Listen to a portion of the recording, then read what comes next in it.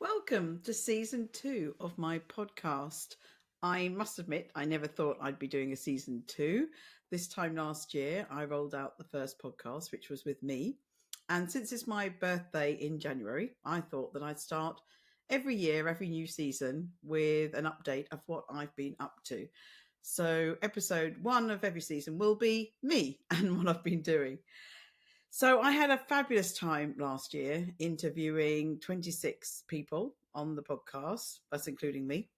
And we discussed many issues around health, especially reproductive health, but we talked about aging, exercise, menopause, fertility, big data, well-being, many different topics.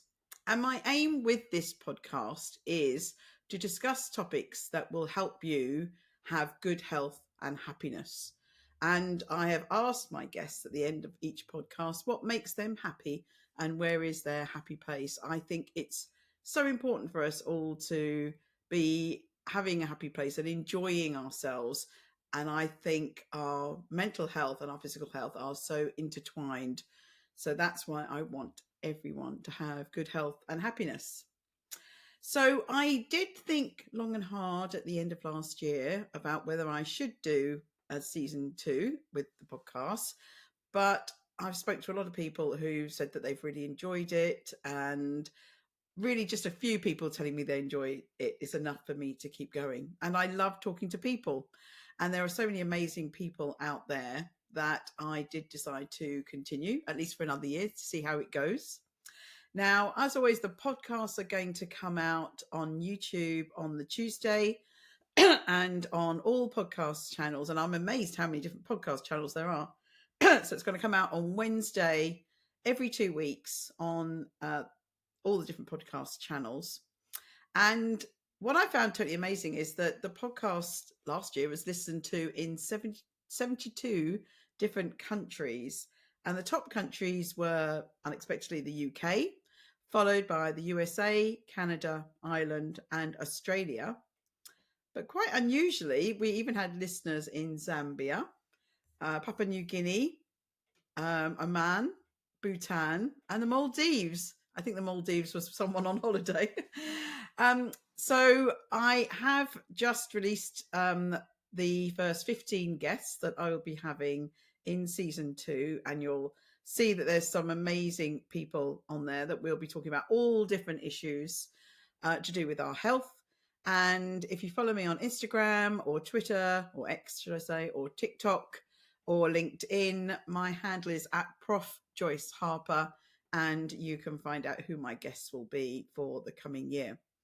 I'm also been having a little look at Substack. Some of you might not know about this, but it's quite a new, well, I don't think it's a new platform, but it's a platform that is a place to write newsletters and for writers to write lots of other things. So I'm having a little play with that at the moment. So we'll see how it goes. Now, some of my podcasts were a bit long. I've listened to obviously quite a few podcasts by other people.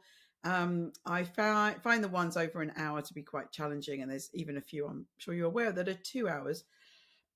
So some of mine did go over an hour. So I'm trying this year with my guests to try and keep it to about 40 minutes. So let's just see how long I do on this one.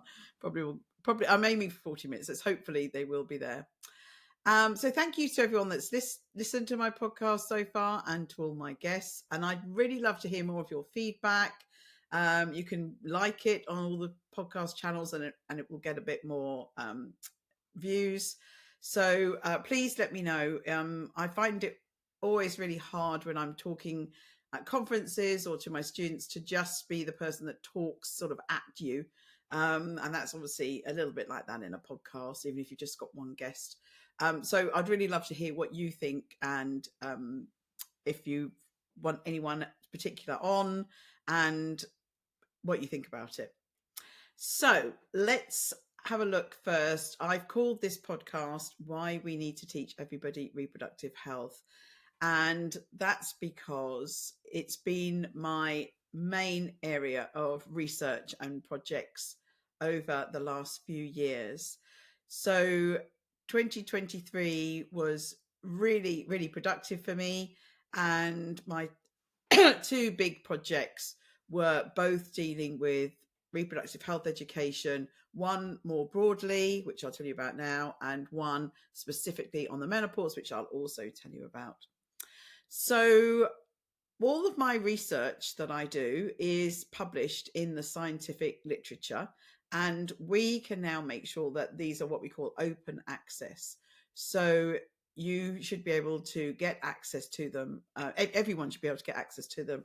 And I try to write my papers as simply as possible so that they can be understood by hopefully many people. So please have a look at my website, joyceharper.com. It's got a link there to my UCL website, which lists all my references. And I have been making some videos summarizing some of the key research projects that I've been doing. So I've done one series already, and I'm going to keep doing that in 2024. So 2023 was a productive year.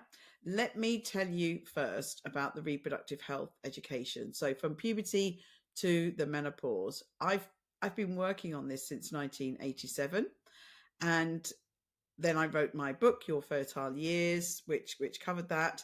And then back in 2019, we set up which was originally called the International Fertility Education Initiative, but we changed the name last year. We took a bold step, and from the work I've been doing, I really realized that people link fertility too much with having a baby. And I know that's what most people would think, but in my head, fertility is something that you are capable of, whether you want children or not. But anyway, to make it more clear about exactly what we're doing, we changed our name to our international group to the International Reproductive Health Education Collaboration. So it's a really long name, and the abbreviation is not that sexy really, but we've called it IREC. I'm not very good at making up these pseudonyms. So I want to tell you a little bit of work that we've been doing in this area and what's going to be coming for 2024. So a few years ago, we decided to embed IREC in the largest fertility and reproductive health education society. They're not specifically working with education. They are called ESHRE, which is the European Society for Human Reproduction and Embryology. And they had a gap for education. They really wanted to do that. And they tried to do that a few years ago. So we set up the IREC independently, but then chatted to ESHRE and said, why don't we work together? So we've been doing that, and we've got a website, and we want this website to produce lots of educational resources and also link to other educational resources that have already been developed. We want it to be a place where people can see what research is being published, and we want everyone to access this website. So we want the public, teachers, young people, menopausal women, educators, people doing research in this area, clinicians, health professionals. We want everyone to be able to access a central place for the resources that will help them with these topics. So what did we do in 2023? Well, the first thing we did is we recorded 6 personal stories of people that have experienced some sort of reproductive health issue, including myself. I talk about my reproductive health journey. We have someone talking about endometriosis. We have 2 men talking about male infertility. So they are there now. Anyone can access them, and we hope that they are useful to some people. And we will expand these in the future. We are going to do more of these for sure, because we've heard from people in our research that hearing personal stories is very, very powerful. The big project we've been doing, which has been something I've really wanted to do now for about 10 years, is to help teachers in schools deliver these reproductive health topics. So we have finally now developed a teacher's education resource. Now it's just the start. It's just to get things going. We have made one very, very large PowerPoint presentation. It's over 70 slides, and we do not think any teacher should just stand up there and deliver the 70 slides. We have separated the slides into sections, and what we want teachers to do is, if they want to do something on pregnancy, they can pull out the sections on pregnancy. If they want to do something on menopause, they can pull out the slides on menopause. And we've written a guide to go with it, with questions and things, so that they could have an interactive session with their class. We don't know how teachers are going to use it. So the next step that we're developing this year is a project to work with teachers to see their perception of this teacher's resource. What did they like? What did they didn't like? How can we improve it to be more useful for them in the classroom? But just one step back, how did we develop this resource? Did we just sit there and some of us professionals decide how we think this should be done in schools and how teachers might like to use it? No, that's not how we did it. Everything we do now is something that we call co-design.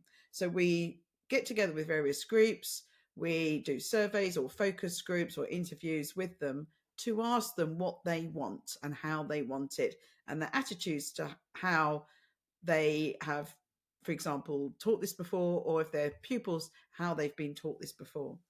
So one thing we did was a survey of young people. In the UK, they were aged 16 to 18. And this survey's been done in the UK, Belgium, Greece, and Japan. So some of this data now is coming out into publication. So the two papers from the UK are both now what we call in press. So they're just getting ready to be available for everyone to read. And the Belgian papers are coming closely behind, and the Greek papers, and Japan will slot in there as well. So we want to ask these young people in different countries how they feel about it and how it can be improved, so we can hear from them what we need to do. So for one thing, for example, they wanted it in the UK, and Belgium, they wanted the education to be much more inclusive, including gender inclusive, etc. So for example, when contraception's taught, the teachers are often assuming that everyone in the class will need contraception. If you're in a same-sex relationship, then obviously you don't need contraception. So those sorts of things, they really want that spelt out to teachers. Over the last few years, I've also given lots of talks in schools across England. And by giving these talks to the students, I could ask them how they felt about various things, and then talk to the teachers afterwards and get some feedback. So this really helped me personally understand how this should be developed. So when we first developed the teachers' PowerPoint, it was done by everyone in the steering committee of the IREC. We then last year put the PowerPoint out for public consultation, and we had lots of people, including many teachers, give us some feedback on how it can be improved. I mean, one big problem, for example, is trying to be gender inclusive. So some people felt that we shouldn't be, and that we should just talk about men and women, and that it was wrong to bring in discussions about different genders, etc., into the classroom. And obviously we had the other end where people felt that it was not inclusive enough, and we definitely shouldn't use the words men and women, and that we need to understand that there may be people who have periods who don't identify as a woman, etc., etc. So we've tried to please everybody, but I really think it's impossible. So we have decided in the UK version, we will use male and female throughout. And we have made it clear to the teachers that they need to decide how they want to use this, and they're welcome to change the content of any slides. It will be totally editable. So if they want to use different language for their particular classes, they can. And I think a really good idea that my master's student said is that they should ask the kids that they're going to teach, what terms would they like the teachers to use in the classroom to keep it simple and to keep it flowing, but to not cause offence. So that's a sort of example of where we're going with that. So yes, it's really exciting. After years of planning, the the teachers resource now has been approved by many, many different groups of people, and it's now being sort of made to look much better. It's been upgraded by the graphics people at the ESHRA office. So we're looking forward to this being freely available on our website. I'll just tell you now, the website for the IREC is www.eshra.eu/IRHEC. IREC, yeah. Just make sure I get that right. So if you put that in, you'll be able to get to any of the information that I've told you about. Now, from the talks that I did in schools, I was asking those that have periods in the class how they felt about having a period. And the responses I got really were quite heartbreaking. And the people were telling me that they had back pain and nausea and headaches, and that they bled for a long time or had irregular cycles, etc. And I thought, right, I need to do some more research on this.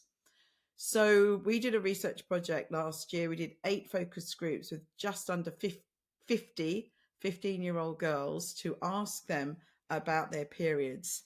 And we made some recommendations to the Department for Education. And this research will be published this year. It's not out yet. But the girls told us that, for example, the toilets were not fit for purpose.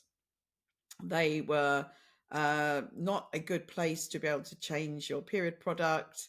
There were not often, they didn't have access to period products at schools. If they came on unexpectedly or needed to change something and ran out, they normally asked their friends. They also sometimes needed to go and change a period product during a lesson, and more often than not, the teachers were very reluctant to let them out of the class. Also, rumours about some schools locking the toilets during the classes. And they didn't really feel that supported at school, but did feel quite supported by their peers and relatively supported by their parents. But one of the big things, which is what I always suspected, and I'd heard when I'd spoken to teachers about this, is that many schools separate boys and girls, which is tricky really if you're trying to be inclusive, but they separate boys and girls for some sex education. And it's more often than not the discussions around periods. So girls would have a lesson about this at primary school, normally trying to capture them before they start their periods. And then they should have a follow-up when they're about 12 in their secondary school or high school. Unfortunately, the girls we spoke to, they were 12 at the time of COVID, and many of them had missed this second lesson on periods. But if you really think about it, are 2 lessons enough to really give girls education and support around periods? And I don't think they are. And what had happened is that it seemed that in the majority of circumstances, the boys had no education at all about what happens during a period. So guess what? The girls were feeling very unsupported by the boys, their peers. The boys were often jokey and ridiculing them about it. It really had stigmatized having a period, which surely is not what we want to do. Now, the teachers told me, but the girls need to have a safe space to talk about their periods, for sure. But the girls were very, very adamant, 100%. They want the boys to be taught about this. So I've recommended that schools need to teach everyone together, and then maybe they could offer separate small group tutorials or whatever, or discussions with girls where they could ask questions, or in today's society allow a digital way for girls to ask any questions that they have about their periods. So that's all fed into the teachers' educational resource, and we're now very excited. It's going to be online. It's going to have to be translated into different languages, and it's going to be out there. So, I just feel so excited. A project that I've put so much effort into, along with many other amazing people. So I'm really glad that it's going to get out there. So the next thing I wanted to tell you about was back in 2019, when we initially set up this international education group. the first thing we did was develop a fertility education poster. So we had 9 things you should know if you want to have kids in the future. And when we did this, we did something that was really quite wrong, and which I've really learnt over the years is not how you do it. And what happened was there was a small group of us professionals that have worked in this area for decades, and we thought we know best. Let us just get in a room, write this poster, and we translated it into over 30 languages, and it had quite a good response. But the problem we did, and this is really essential for all education programs, is that we didn't involve the target group in the development of this resource. So this is something that's now absolutely set in stone.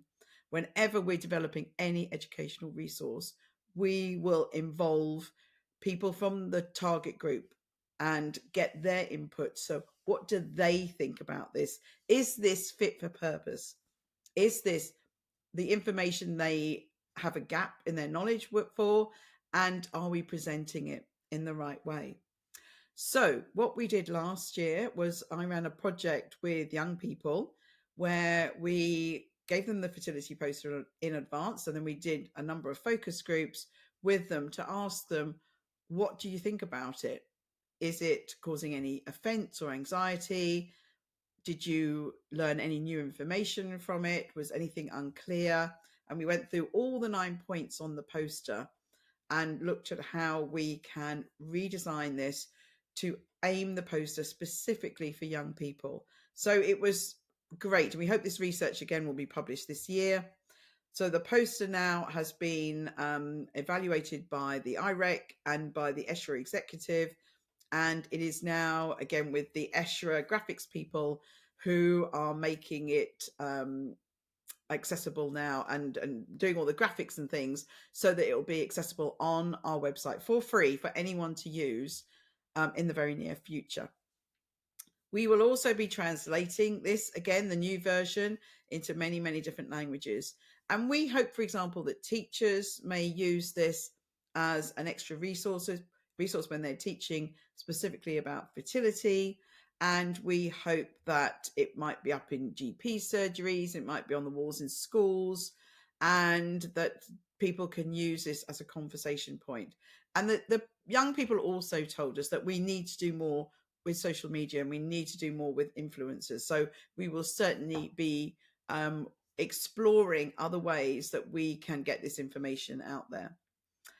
So also what we want to do is produce some information leaflets for the public.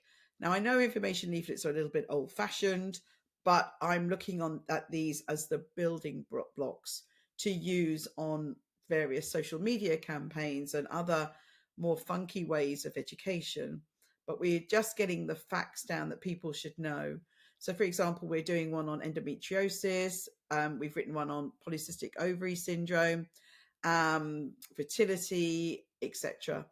And those 2 conditions I just mentioned, endometriosis and PCOS, I was really quite horrified in our school survey that we did in all the countries showed the same data. These are 2 very common disorders of the reproductive system. They affect about 1 in 10 females, both of them. And there's often a long time for diagnosis of these conditions. And endometriosis gives women really, really painful periods that cause a huge effect on their life, on their quality of life. And polycystic ovary syndrome has a number of symptoms that can really cause some issues for the sufferer. And they often have irregular periods. And there's many issues around PCOS. So what we found when we did the school survey is that so few, it's like 2 to 3% of the pupils told us that they'd ever learned anything about endometriosis and PCOS. So I thought that was absolutely unacceptable. And whenever I gave the talks in schools, I had people come up to me and say, oh, I've got that. Oh, I think I've got that. And obviously my advice would be to go and see their doctor and get everything checked. But it's just unbelievable that we're not teaching young people about these conditions. And it doesn't take long to just say what it is, what the symptoms are, and what the treatments are. So there is information about both of these in the teacher's guide, and we've also got these information leaflets. So if anyone's got any issues or any concerns, they've got a really evidence-based place to go and look for information. So that's everything we're doing with the, well, not that's not everything, but most of the things we're doing with the IREC. And there's lots of other exciting things coming in 2024. So it's been really, really great.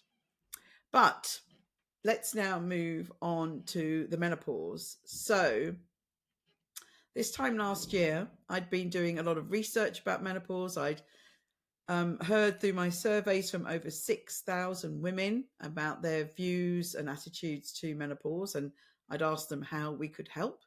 And I'd also run a menopause survey specifically aimed at Black women because they were very underrepresented on my other surveys. Very few of them had replied. So we did some marketing and targeting for Black women to complete the survey, and we're analysing that data now. And in 2024, we're going to roll out the same survey specifically aimed at Asian women, so we can hear from everybody. And what the women told us, you're not going to be surprised, is that they really didn't understand anything about the menopause, or very little about the menopause. There were so many myths out there about the menopause, and that's one of the things the podcast is trying to do, is to debunk some of these many myths about all sorts of topics, and social media really propagates these myths. So they wanted education. They absolutely wanted education, and they wanted support. They wanted support at home, at work, everywhere. So we also repeated our period focus group project that we did with the 15-year-old girls. We repeated that last year with perimenopausal women. So I wanted to hear from women at the start of their reproductive health journey, their menstrual cycle journey, when they start their periods around the age of 15. And I wanted to hear from women who are now at the end of their fertile years and they were almost at the point where their periods were going to stop, and how did they feel about the period. So the two projects were very much hand in hand, and there were similar, some of the questions were the same. Now we've published this paper. It's out now in the journal called Post Reproductive Health, which is the British Menopause Society journal. So you can have a look at what women said, what perimenopausal women said about having their periods and how they've changed at the perimenopause. And I think the key messages are that their periods now became very unpredictable. Obviously, their periods are going to stop at some point. One woman said that when they stop, she's having a party. I love that. So the women said that many of them had had quite regular cycles their whole life. Now the cycles were really irregular, and often there was no warning. So they said they'll be, out at dinner, or they'll be having a meeting at work or whatever, and they could just come on their period. So that obviously it puts them on edge all the time. Sometimes they didn't even get a stomach cramp that they used to get before it happened. So they really got caught unawares with their period, and it was quite common. The periods had become generally much heavier. Some had them much lighter, but heaviness was a big problem, and lots of the women were having much longer periods than they'd had before. And then they also felt their premenstrual syndrome had got worse. So for some of them, and they really wanted support. They wanted support in their workplace and at home. They wanted people to understand that if they're really having a heavy period, maybe for 1 or 2 days, it would be more sensible to work at home so they could be near the toilet to continuously change their period product. If they didn't need to be in the office, that should really, really be allowed. So there was more in the paper than that. I'm just, please read it and read their words on how they describe this. So with all this work together, this time last year, I was thinking about how we move this forward. And then during spring, we had some key meetings at my University College London, and I realised that there were lots of people at UCL who were working on menopause. And one of the things I absolutely love doing is getting people together. So I got these people together and we brainstormed, what can we do? What can we all do to improve menopause education and support? And my colleague Shima Tarek came up with a great idea. Let's make a UK program that we deliver hopefully to every woman, let access to every woman, where we teach them the basics, well, quite a lot. We teach them what they need to know about menopause, and they also get support from their local community, because I know for sure there's nothing more supportive when you're going through a particular time in your life of being with other people who are going through that same experience. So, for example, when I was pregnant, I used to drive quite far to a pregnancy yoga class because I just loved being in this room with all the other women who were having piles and indigestion and all the other problems that I was having. And it was so supportive to be with them. So we got a fabulous group of researchers together with me, and Shima is Nikki, Polly and Florrie. And we got funding from UCL Innovation to set up a network of people who could co-design. We're back to that co-design. Again, our group could sit in our offices and write this program and develop it. But we absolutely want to hear from everybody. We want to hear from the LGBT community, neurodiverse, different cultures, people that don't have English as their first language, everyone we can. We want them on board and we want to hear from them. So our two main aims for this is to get it co-designed and be as inclusive as possible. So we've done a lot. We've set up a brilliant advisory committee, and we look on the advisory committee as critical friends. We will present to them the way that we're doing this, and we want them to tell us really what they think and give us their feedback. So we've got a great committee, and I'm very pleased to announce that we have just joining the committee now Leslie Regan, who's the Women's Health Ambassador, Dame Leslie Regan, and Carolyn Harris, who is the Women's Health MP. So they're going to be fabulous additions to this advisory committee. We did a fabulous workshop last year as well. We had over 50 people, and we said to them, okay, this is our thoughts. What do you think? How would you like this to look? Are we involving everyone we should? Are we listening to everybody? How should we progress with this? And it was the most fabulous day. And we'll hold another similar workshop towards the end of year one when we're a little bit further down. So in the meantime, what we have done is we've got ethics committee approval from UCL so that we can do some research and publish our data. And we have some focus groups starting. So we're going to run about 10 to 12 focus groups with all different types of people. And the first two are going to be online, and Shima is leading these. And we're just putting out the adverts now for people who want to be involved with the first set of focus groups. But we will be having different focus groups for different people. Anyone can come to the first two, and they're both online, as I said. So if you're interested in these, then please get in touch, and we'll hopefully get you involved. There's consent forms and information, etc., to read through. So we're going to run the focus groups, and in there we're going to ask the people there, what do you want this to look like? How can we educate and support you on the menopause? Then we are doing a survey, because obviously the focus groups, they're great because they're really in depth and they really gives a lot of information about what people are thinking in the group, and they're very in depth. But we want to spread this. We want to hear from everybody. So we are also launching our survey. It will be out by the time you listen to this. So we have a survey. It's quite a simple survey asking everybody, anyone who is going to experience or has experienced the menopause can fill this in. We want to hear from you how you want this program to look. So the questions actually mirror the questions that we have in the focus group.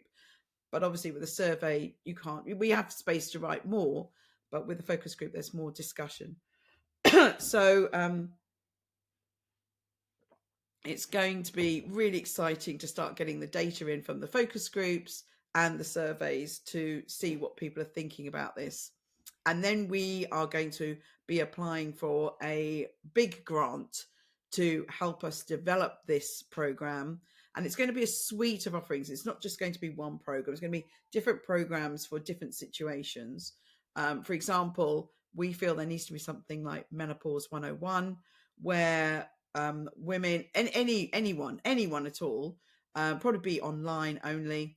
We give them the basic information about what the menopause is and what the symptoms are, because then when women are actually going through it and are having the symptoms and are in the what we call the perimenopause phase, so before their periods actually stop, those are the women we want to come to the main program, because you need to be going through it so you can get the support from your peers. So we need to make sure every woman understands when they're actually in the perimenopause. My research shows that many women didn't realize for years that they were in the perimenopause. They thought they were really ill. They thought they had some other problem. They thought they had cancer or, dementia, etc. So we need to be sure that everyone understands what the perimenopause is first. So it's very, very exciting. I can't tell you, every time I have another meeting, I'm, jumping up and down. So exciting. This really is such a brilliant project, and I can't wait till we deliver the first course. I'm very excited about it. So I just want to say one last thing about one of the research projects I've been doing for years. So back in the early 90s, I was very much involved with a method of embryo testing for genetic disease. And we had this procedure that we only used it in my lab for people that were at risk of transmitting a genetic disease to their children. But it was used quite early on as a method that could be rolled out across all patients going through fertility treatment. I won't go into the ins and outs of it. It's not really relevant. But what I was aware of very much in the early 90s was that people were marketing this procedure. It was originally called pre-implantation genetic screening, or PGS. It's now called PGTA, or pre-implantation genetic testing for aneuploidy. Sorry, it's so long. And there was no evidence that the claims people were making, they were making the claims that it was going to improve your chance of getting pregnant by IVF. And there was no information, no data, no scientific studies that showed that. So I became quite obsessed with the need for evidence-based medicine, and for, if you're making a claim, you need to back it up by science, or don't make the claim. So this is evidence-based medicine. And back in 2011, I published my first paper. The Human Fertilization and Embryology Authority, who govern fertility treatment in the UK, they developed a traffic light system to help patients with that technique I mentioned, but also a list of other techniques that are offered in the IVF clinics with the claim that they're going to improve your chance of having a baby. And these are called IVF add-ons. And I was part of that committee that of the HFEA that developed this traffic light system. And ESHRA, back to ESHRA, they often develop guidelines, and I was part of the committee that developed the ESHRA, what we called recommendations on IVF add-ons. And the HFEA's list is only 13 add-ons. With ESHRA, in our paper that was published last year, we looked at 42 add-ons. So that was a big, huge piece of work that I did last year. So that is out there now. And just following on from that, I went to a lot of health tech events and femtech events last year, and I spoke at many of them. And I see the same thing happening. We are being overtaken by tech. And I just really worry that there's so much where there's no evidence that this tech actually benefits anybody. So femtech is tech that's aimed at women. I've heard so many things. I'm sure you're aware of people saying this um, uh, shake or this supplement or these pills will help get rid of these symptoms, and this test that you can buy at home will help you with information. And my sort of tagline that I've been saying last year was, is this empowerment or exploitation?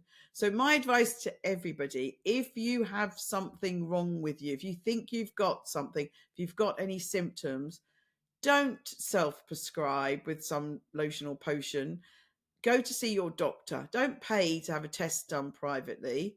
Go to see your doctor and get things done properly. Just be very aware that most of the health tech and femtech has no evidence. It's anyway, so it's a minefield. I'll tell you more about that. But we also have I help run the UCL Institute for International Women's Day event. So International Women's Day is the 8th of March. And every year we have a suite of events that we run at UCL.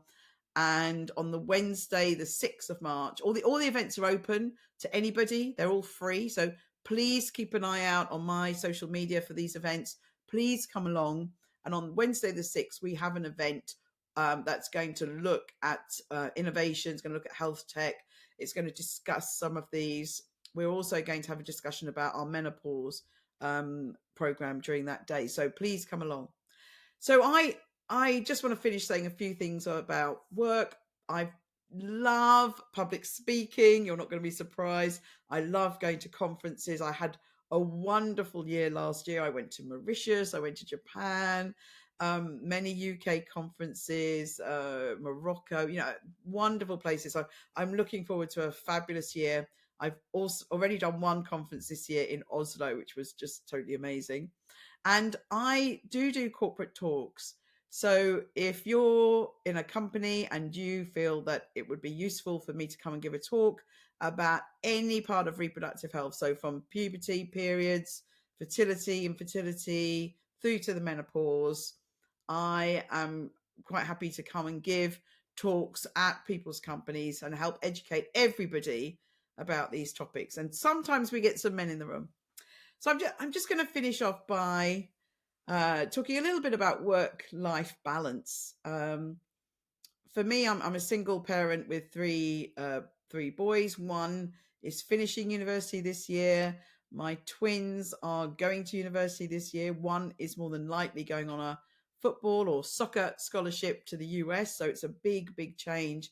And I certainly found these years from 16 to 18, especially having two children and on my own, with learning to drive, exams, thinking about uni, it's been very stressful, to say the least. It's been a difficult year. I've tried to be balancing that work-life balance.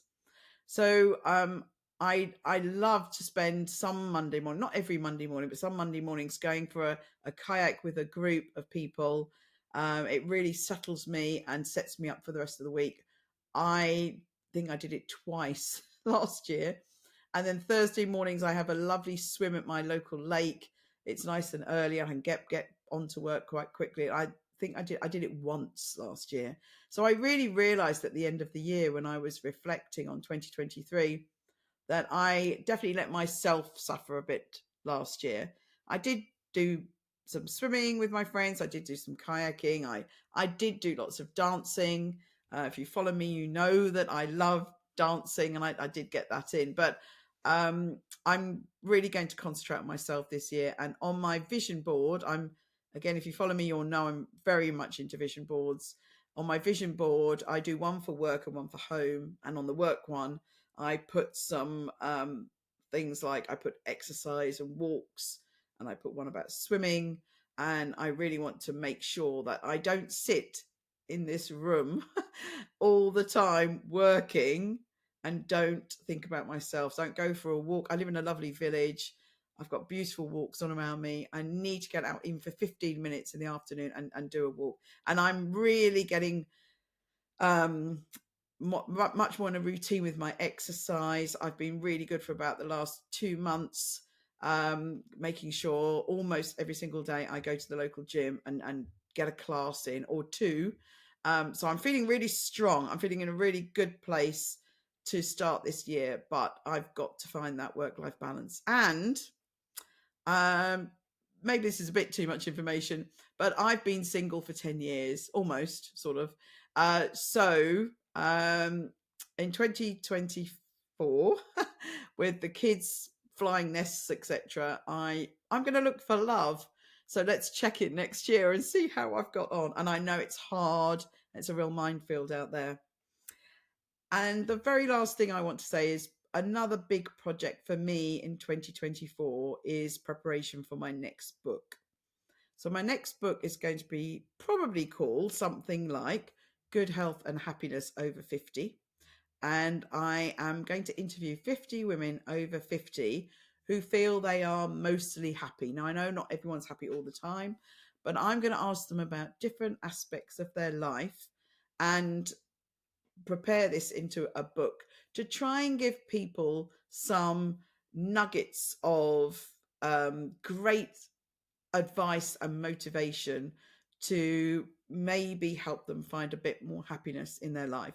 And I know we've got children to worry about, aging parents to worry about, our own health, etc., work, money, but I really hope that this book will give some inspiration to people to look after their good health and happiness.